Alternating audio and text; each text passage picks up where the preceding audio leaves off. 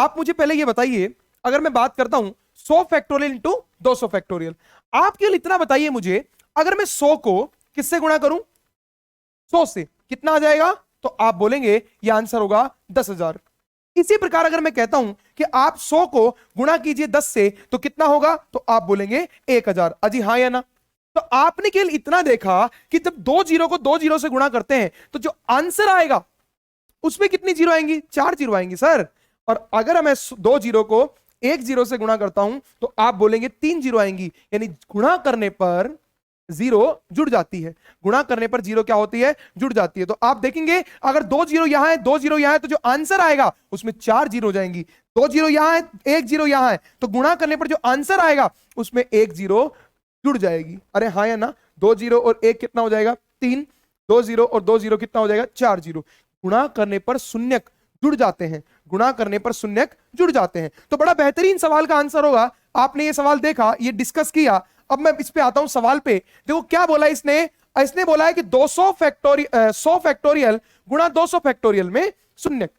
अरे गुणा कर रहे हो ना, तो शून्यक जुड़ जाएगी। इसका मतलब है, बताइए पहले 100 फैक्टोरियल में कितना होगा? तो 100 फैक्टोरियल का मतलब सबसे बड़ी संख्या क्या होगी? 100। अरे हाँ या ना? 100 फैक्टोरियल में सबसे बड़ी संख्या क्या होगी? 100 होगी। तो भाग दीजिए 5 का, तो जीरो आएगी। 5 का भाग 100 में कितनी बार जाएगा? तो आप में बोलेंगे 5 का भाग 100 में 20 बार, 5 का भाग 20 में 4 बार, 4 में जाएगा नहीं, तो टोटल कितना हुआ? 24। इसका मतलब है कि आप 100 फैक्टोरियल में कितने शून्यक बता सकते हैं? 24 शून्यक बता सकते हैं। अरे हाँ या ना?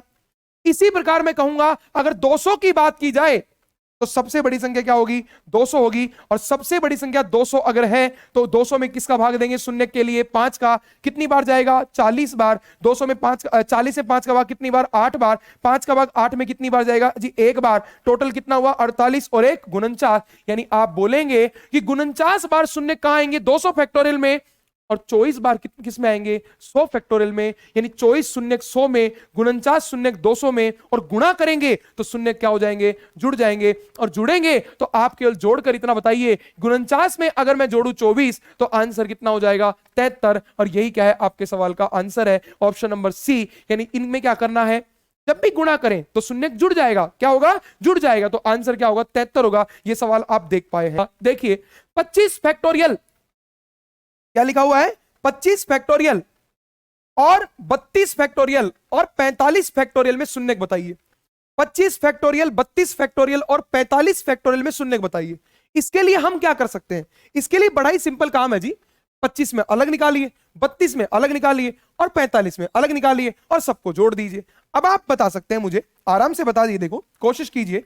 25 फैक्टोरियल, सबसे बड़ी संख्या 25, भाग दीजिए 5 का 25 में कितनी बार? 5 बार। 5 का भाग 5 में 1 बार। टोटल जा रहा कितना हुआ? 6, क्योंकि 1 में जाएगा नहीं। तो 25 में कितना आया? 6। 32 में चाहिए, 32 में भाग दो 5 का कितनी बार? 6 बार। अजी 6 पंजे 30। 5 का भाग 6 में कितनी बार? अजी 1 बार। ठीक है? अरे हाँ या ना? तो 6 और 1 कितना हुआ? 7 हुआ। यानी 32 में कितनी बार आया? 7 बार। और 45 में, तो 45 में भाग दीजिए, किसका भाग देंगे? 5 का। कितनी बार? 9 बार। 5 का भाग कितनी बार जाएगा? 1 बार। 9 और 1 कितना हुआ? 10। यानी 45 में कितनी बार? 10 बार। तो सिंपली आप बोलेंगे कि जब भी शून्य ज्ञात करते हैं तो आप जानते हैं कि शून्य क्या होता है? जुड़ जाता है। अजी शून्य क्या होता है? जुड़ जाता है गुणा करने पर। तो 6 शून्य यहां पे, 7 शून्य यहां पे, 10 शून्य यहां पे, 6 और 7 13, 13 10 कितना हुआ? 23। यानी सवाल का आंसर क्या हो जाएगा? 23 शून्य।